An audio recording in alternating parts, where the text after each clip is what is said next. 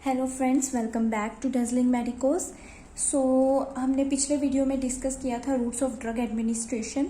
Root of drug administration की ये second video है। वीडियो स्टार्ट करने से पहले मैं आप सबसे रिक्वेस्ट करूंगी, प्लीज़ इस वीडियो को एंड तक देखिएगा और अगर आपको ये वीडियो अच्छी लगी तो इसे लाइक कीजिएगा, ज़्यादा से ज़्यादा अपने दोस्तों के साथ शेयर कीजिएगा और मेरे चैनल को सब्सक्राइब कीजिएगा। जो हमने पिछली वीडियो में पढ़ा था, एक बार हम इसे जल्दी से रिवाइज कर लेते हैं। हमने रूट्स की बेसिकली क्लासिफिकेशन देखी थी। रूट्स की क्लासिफिकेशन में हमने क्या देखा था कि उसके लोकल एक्शन और सिस्टेमिक एक्शन के बेसिस पे हम उसे 2 पार्ट्स में क्लासिफाई कर देते थे, लोकल रूट्स और सिस्टेमिक रूट्स। लोकल रूट्स वो थे जो एक पर्टिकुलर साइट पे ही अपना इफेक्ट दिखाते हैं, जैसे कि triglyceryl nitrite as a ointment use किया जाता है और as a transdermal patch use किया जाता है फॉर एंजाइना पेक्टोरिस। उसके आगे हमने 3 क्लासिफिकेशन पढ़ी थी, topical, deeper tissue and arterial supply. Topical जो टॉपिकल साइट्स हैं उन पे अप्लाई किया जाता है, जैसे टॉपिकल साइट्स हैं skin, oropharyngeal, nasal mucosa, eyes, ear canal, anal canal और वेजाइना। और इसकी कुछ एग्जाम्पल पढ़ी थी। डीपर टिश्यू हम यूजिंग सिरिंज या नीडल जो है अप्लाई करते हैं। और फिर हमने आर्टीरियल सप्लाई पढ़ा था, जिसमें हम एंटी कैंसर ड्रग्स की एग्जांपल लेते हैं जो कि हम इन्फ्यूज करते हैं फीमोरल या ब्रेकियल आर्टरी में लिम्फ मैलिग्नेंसी को ठीक करने के लिए। और इसी तरह फिर हमने देखा थे सिस्टेमिक एक्शन के आगे 2 थे, एंटेरल और पारेंटरल। एंटरल जो जीआईटी के थ्रू एब्जॉर्ब हो, पारेंटरल जो अवे फ्रॉम जीआईटी। और उसमें हमारे पास थे ओरल और रेक्टल, जिसमें फर्स्ट पास मेटाबॉलिज्म का इंपॉर्टेंट रोल था। अब हम पढ़ेंगे इस वाले वीडियो में पारेंटरल, जो कि आगे 2 हैं, injectable and non injectable. Injectable में हमारे पास आ जाते हैं सबक्यूटेनियस, इंट्रामस्कुलर या इंट्रावीनस। नॉन इंजेक्टेबल में हमारे पास आ जाते हैं सबलिंगुअल, ट्रांसडर्मल, नेजल और इनहेलेशन। अब हम एक एक करके इनको डिस्कस करते हैं। अब हम डिस्कस कर रहे हैं पारेंटरल, जिसमें हमारे पास आ जाता है नॉन इंजेक्टेबल। नॉन इंजेक्टेबल में हम सबसे पहले डिस्कस करते हैं सबलिंगुअल। सबलिंगुअल क्या होता है स्टूडेंट? सबलिंगुअल मीन्स टंग के नीचे। हम जो ड्रग है उसे टंग के नीचे रख देते हैं ताकि वो इजीली एब्जॉर्ब हो जाए। इसका एडवांटेज क्या है? एक तो ये इजीली एडमिनिस्टर कर सकते हैं। इसमें हम सिर्फ लिपिड सोल्यूबल और नॉन इरिटेटिंग ड्रग्स को ही एडमिनिस्टर करवा सकते हैं, राइट। और इसका एडवांटेज ये है कि ये फर्स्ट पास मेटाबॉलिज्म और डाइजेस्टिव जूसेस के इफेक्ट से बच जाता है। और इसकी जो हमारे पास एडवांटेज ये रहती है, फॉर एग्जांपल हमने एंजाइना के लिए ट्राइग्लिसराइल नाइट्राइट जो है वो देते हैं, वो टंग के नीचे रख ली। उसके बाद हम चाहिए कि हम उसका इफेक्ट खत्म करना चाहते हैं तो हम उसको स्पिट आउट कर सकते हैं व्हेन एवर वी वांट कि उसका इफेक्ट अब खत्म हो जाए।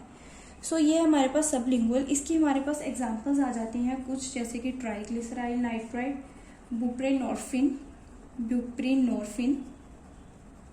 डेसएमिनो ऑक्सीटोसिन।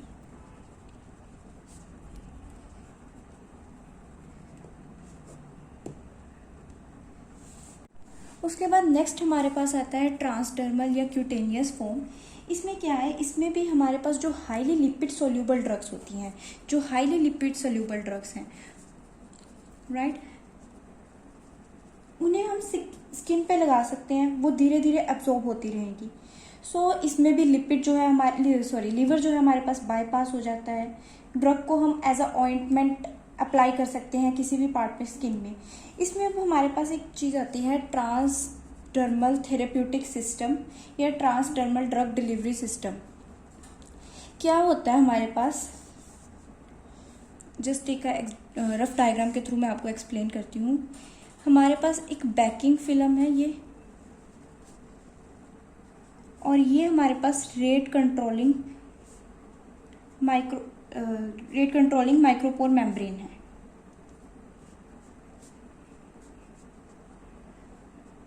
इन दोनों के बीच हम रख देंगे ड्रग रिजर्वायर, राइट। ये हमारे पास ड्रग रिजर्वायर है, ये हमारे पास backing film, and this is rate controlling micropore membrane.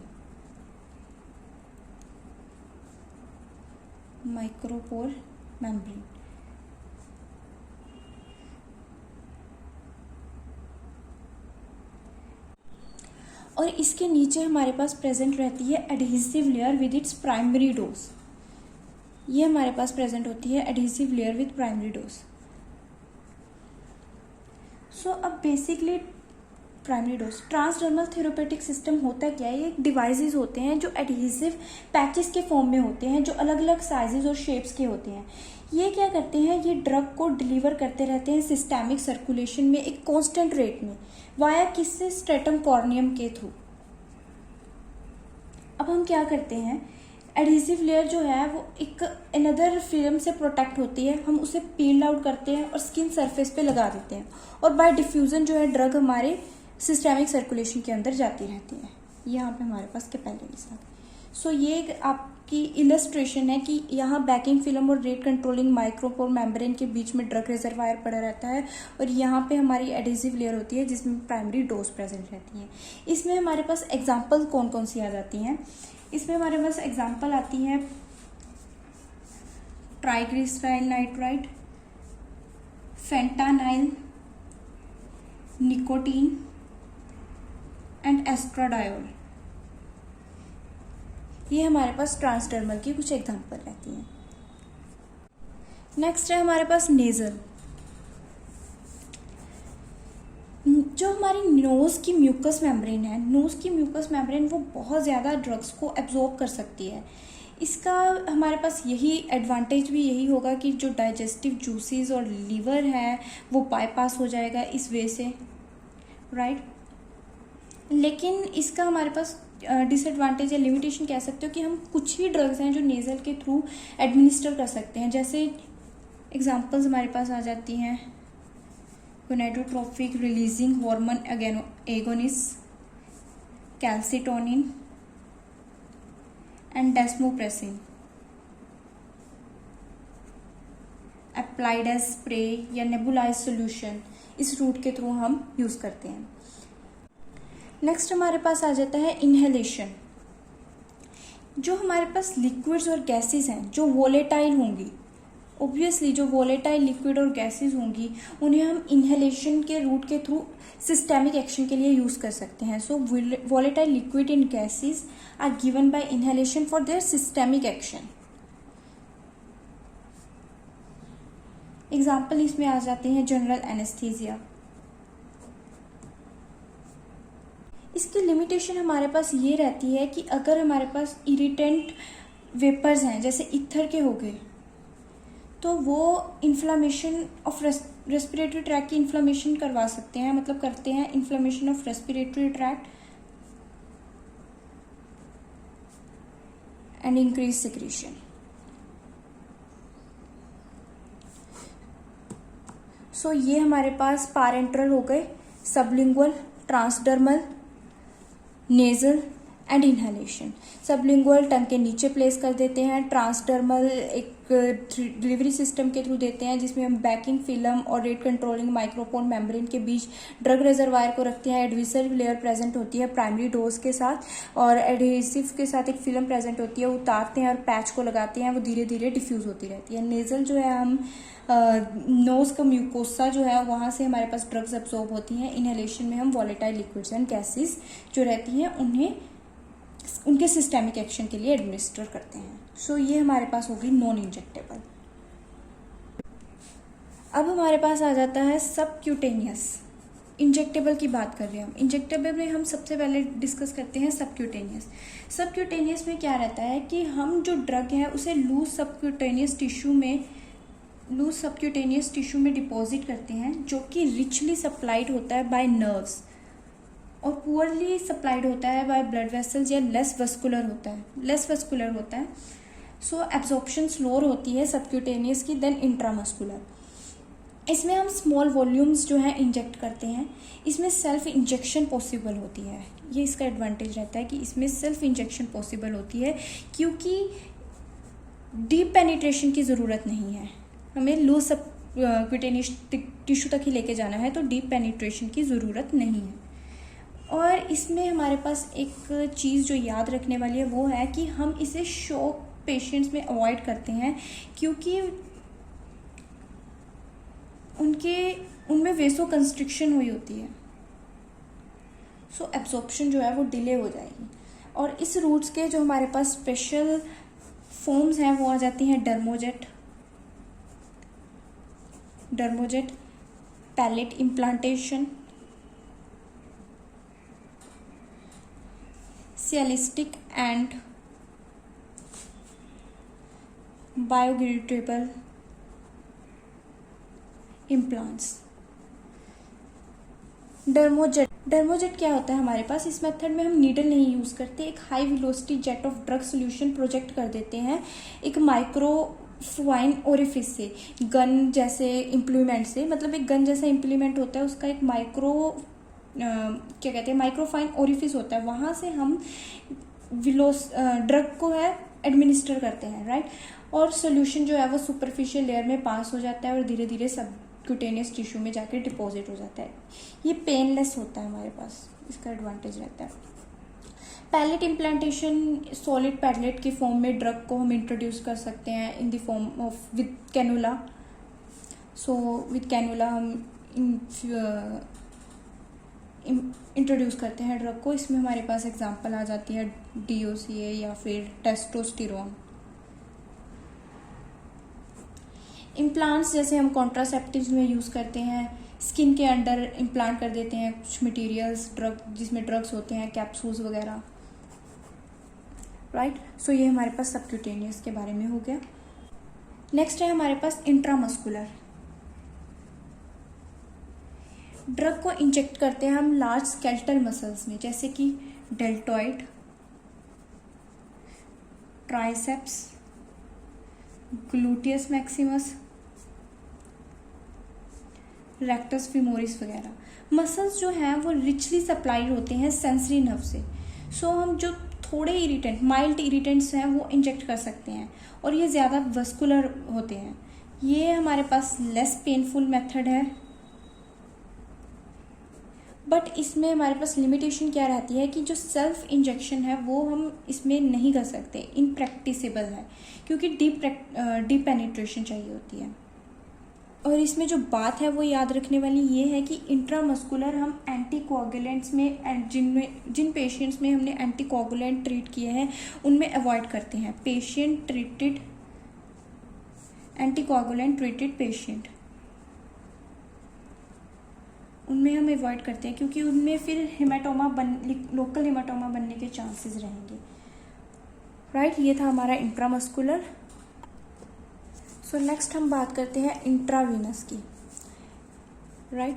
Intravenous में क्या होता है कि हम ड्रग को इंजेक्ट करते हैं या फिर इन्फ्यूज़ करते हैं स्लोली इन सुपरफिशियल वेन। सो जो ड्रग है वो डायरेक्टली कहाँ जा रही है? ब्लड स्ट्रीम में। सो उसका जो इफ़ेक्ट है वो इमीडिएटली प्रोड्यूस होगा। इसमें हमारे पास जो डोज है वो बहुत कम देने की ज़रूरत रहती है, क्योंकि जो डोज है of the drug required is smallest. ऐसा क्यों?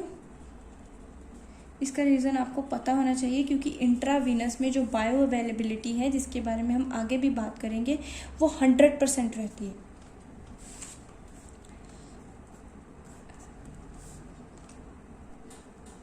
इसके एडवांटेजेस तो हैं, लेकिन इसका हमारे पास ये एक लिमिटेशन ये है कि ये मोस्ट रिस्की रूट है, क्योंकि हमारे जो वाइटल ऑर्गन्स हैं, हार्ट हो गया, ब्रेन हो गया, वो हाई कंसंट्रेशन ऑफ ड्रग से एकदम से एक्सपोज होंगे।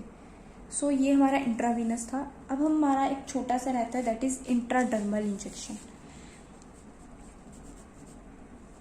इस ड्रग को हम इंजेक्ट करते हैं इनटू द स्किन, जहाँ पे ब्लैब वगैरह होता है, स्किन में रेजिंग ब्लैब होता है, जैसे BCG वैक्सीन हो गई। ये रूट जो है कुछ स्पेसिफिक पर्पसेस के लिए ही यूज़ होता है। सो ये हमारा सारा जो था ऑल अबाउट इंजेक्टेबल। जल्दी से एक बार रिवाइज कर लेते हैं। इसमें हमारे पास हमने डिस्कस किया subcutaneous, intramuscular, intravenous and intradermal. Subcutaneous में जो है हम लूज सबक्यूटेनियस टिश्यू में अपने ड्रग को एडमिनिस्टर करते हैं, जिसकी नर्व सप्लाई बहुत ज़्यादा है और वो लेस वस्कुलर है। इसका एडवांटेज ये रहता है कि ये सेल्फ इंजेक्टेबल है, क्योंकि हमें डीप पेनिट्रेशन की ज़रूरत नहीं रहती। ये हमारे पास जो शॉक पेशेंट है उसमें अवॉइड करते हैं, क्योंकि उनमें वेसोकंस्ट्रिक्शन हो रखी होती है, तो एब्जॉर्प्शन जो है वो डिले हो जाएगी। और इसकी हमारे पास अलग अलग फॉर्म्स रहती हैं, जैसे डर्मोजेट हो गया, जिसे हम इन गन की फॉर्म में इंजेक्ट करते हैं। पैलेट इम्प्लांटेशन हो गया, जो हम कैनुला की हेल्प से इम्प्लांट कर देते हैं, जैसे टेस्टोस्टेरोन को इम्प्लांट्स होके जो हम कॉन्ट्रासेप्टिव्स में यूज़ करते हैं। फिर हमारे पास आ जाते हैं इंट्रामस्कुलर में हम लार्ज स्केलेटल मसल्स में इंजेक्शन लगाते हैं, जैसे डेल्टॉइड हो गया, ट्राइसेप्स हो गया, ग्लूटियस मैक्सिमस हो गया या रेक्टस फेमोरिस हो गया।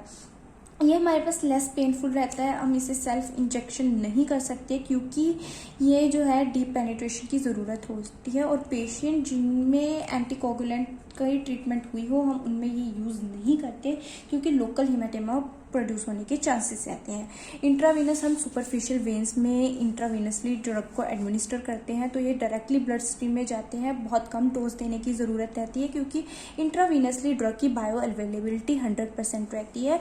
लेकिन इसके एडवांटेजेस के साथ इसकी लिमिटेशन ये है कि ये बहुत ही रिस्की रूट है, इसके लिए हमें परफेक्शन चाहिए, और ये क्योंकि हमारे पास वाइटल ऑर्गन्स को सीधा इफेक्ट करता है, जैसे हार्ट वगैरह हो गए। और फिर हमारे पास आ जाता है इंट्राडर्मल में हमारे पास कुछ खास नहीं है। Drug injected into skin raising a bleb, ये हम देते हैं जैसे BCG वैक्सीन में, या फिर कोई सेंसिटिविटी टेस्टिंग है उसमें। ये जो रूट है एम्प्लॉय होता है सिर्फ स्पेसिफिक पर्पसेस के लिए। सो ये हमारा सारा पारेंट्रल था और ये हमारा topic routes of drug administration complete होता है।